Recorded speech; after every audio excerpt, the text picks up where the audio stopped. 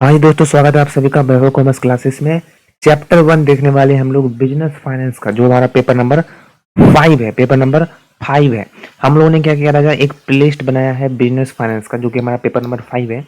Playlist में आपको सारा वीडियो देखने को मिलेगा। प्लेलिस्ट का लिंक डिस्क्रिप्शन में दिया हुआ है, आप लोग देख सकते हैं। अभी हम लोग चैप्टर नंबर 1 का क्वेश्चन 5 देखेंगे, जो बचा हुआ था। क्वेश्चन 5 से लेकर क्वेश्चन 10 तक हम लोग आज तो 5, 6 ही देख पाएंगे। आइए देखते हैं। Explain profit maximisation versus wealth maximisation. Profit maximisation और वेल्थ मैक्सिमाइजेशन में क्या अंतर है, ये हम लोग देखने वाले हैं। लाभ अधिकतमकरण बनाम संपत्ति अधिकतमकरण को समझाइए। हिंदी में देखते हैं, फिर इंग्लिश में देखेंगे। लाभ अधिकतमकरण मतलब क्या हुआ कि व्यवसाय का मुख्य उद्देश्य अधिक से अधिक क्या होता है सर, लाभ कमाना होता है। और ये एक पारंपरिक दृष्टिकोण है कि भाई लाभ कमाना है। और अल्पकालिक लक्ष्यों को भी हम लोग यहीं पर देखते हैं। केवल वर्तमान लाभ नहीं, बल्कि लागत पर भी हम लोग यहाँ पर लाभ और लागत पर भी हम लोग ध्यान देते हैं। सीमाएं क्या है कि भाई ये जोखिम होता है, समय सीमा होता है, भविष्य के लिए अनिश्चितता होती है, और साथ ही साथ शेयर धारकों की संपत्ति को नजरअंदाज किया जा सकता है। तब जब हम लोग लाभ अधिकतमकरण की बात करते हैं। अगर हम लोग संपत्ति अधिकतमकरण की बात करते हैं तो इसका अर्थ है कि शेयर धारकों की संपत्ति कंपनी के शेयरों के बाजार मूल्य को अधिक करने का लक्ष्य रखना एक आधुनिक दृष्टिकोण देखा जाता है। दीर्घकालिक लक्ष्य पर ध्यान दिया जाता है। यहाँ पर जोखिम, प्रतिफल, समय का मूल्य को ध्यान में रखा जाता है। और इसके सबसे खास विशेषता होती है कि व्यवसाय की स्थिरता और सतत विकास को सुनिश्चित करता है। ये था हमारा संपत्ति अधिकतमकरण। प्रॉफिट मैक्सिमाइजेशन क्या होता है, इंग्लिश में देखते हैं। इसका मतलब होता है कि बिजनेस का मेन ऑब्जेक्टिव होता है कि मैक्सिमाइज प्रॉफिट। ये एक ट्रेडिशनल अप्रोच है, शॉर्ट टर्म के लिए फोकस करता है, प्रॉफिट एंड कॉस्ट दोनों को ध्यान रखता है, कंसिडर करता है। मेन इसका लिमिटेशन है कि रिस्क को इग्नोर करना, टाइम वैल्यू ऑफ मनी को इग्नोर करना, लॉन्ग टर्म शेयर होल्डर के इंटरेस्ट को भी इग्नोर करना होता है। वहीं बात करते हैं वेल्थ मैक्सिमाइजेशन की, जो कि शेयर होल्डर के वेल्थ को मैक्सिमाइज करना होता है, या फिर कह सकते हैं कि मार्केट वैल्यू, कंपनी के मार्केट वैल्यू को बढ़ाने का काम करना। एक मॉडर्न अप्रोच होता है, लॉन्ग टर्म के लिए फोकस किया जाता है। इस ये रिस्क को कंसिडर करता है, रिटर्न को कंसिडर करता है, टाइम वैल्यू ऑफ मनी को कंसिडर करता है, मतलब ध्यान रखता है।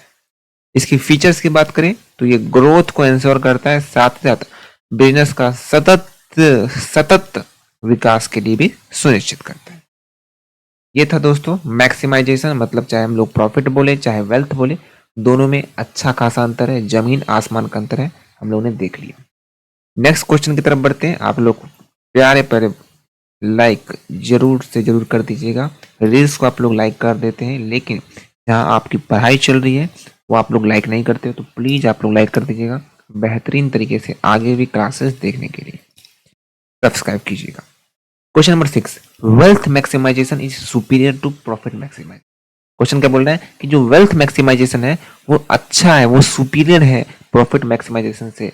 डिस्कस इसके बारे में हमें बताना है। संपत्ति अधिकतमकरण लाभ अधिकतमकरण से श्रेष्ठ है, विवेचना कीजिए।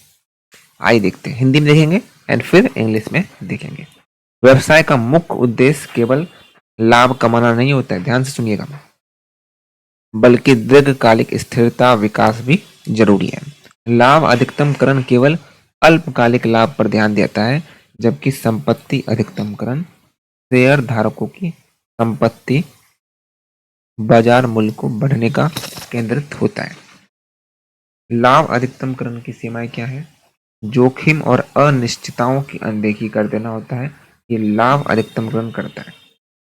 समय के मूल्य को नहीं मानता है, अल्पकालिक दृष्टिकोण रखता है, शेयर धारकों और समाज के दीर्घकालिक हितों को नजरअंदाज करता है। संपत्ति अधिकतमकरण की श्रेष्ठता क्या है? ये था लाभ अधिकतमकरण। संपत्ति अधिकतमकरण क्या करता है? ये दीर्घकालिक दृष्टिकोण रखता है, समय के मूल्य को ध्यान रखता है, जोखिम और प्रतिफल को संतुलन में रखता है, शेयर धारकों के हित में काम करता है। हित संरक्षण करता है और समाज के प्रति जिम्मेदार भी होता है।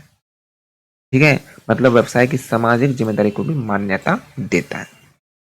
तो यहाँ पर ये डिस्कस करना था। सर क्वेश्चन नंबर 5 अगर आप लोग लिख के आ जाते हो, याद करके आ जाते हो, तो अगर ये सवाल भी आपसे आता है तो लिख सकते हो। तो वेल्थ मैक्सिमाइजेशन और प्रॉफिट मैक्सिमाइजेशन का पूरा तरह से हमने समझा दिया है, कहीं कोई दिक्कत नहीं होने वाला है। हिंदी मीडियम में भी समझा दिया है और इंग्लिश मीडियम में भी देख लेते हैं। मेन ऑब्जेक्टिव बिजनेस का बोल रहा है कि भैया शॉर्ट टर्म प्रॉफिट कमाना ही नहीं होता है, बल्कि लॉन्ग टर्म में भी ग्रोथ और स्टेबिलिटी चाहिए ही चाहिए, चाहिए ही चाहिए, बिना हुए नहीं हो सकता काम। आगे प्रॉफिट मैक्सिमाइजेशन का मेन लिमिटेशन ये है कि भैया इग्नोर करता है रिस्क को, अनसर्टेनिटी को, टाइम वैल्यू ऑफ मनी को कंसिडर नहीं करता है, शॉर्ट टर्म अप्रोच होता है, long term interest of share को नेगलेक्ट करता है, और वेल्थ मैक्सिमाइजेशन आप लोग देख लीजिएगा। Thank you so much. Next video में हम लोग क्वेश्चन 7, 8, 9 देखेंगे, जरूर देखिएगा। Thank you so much.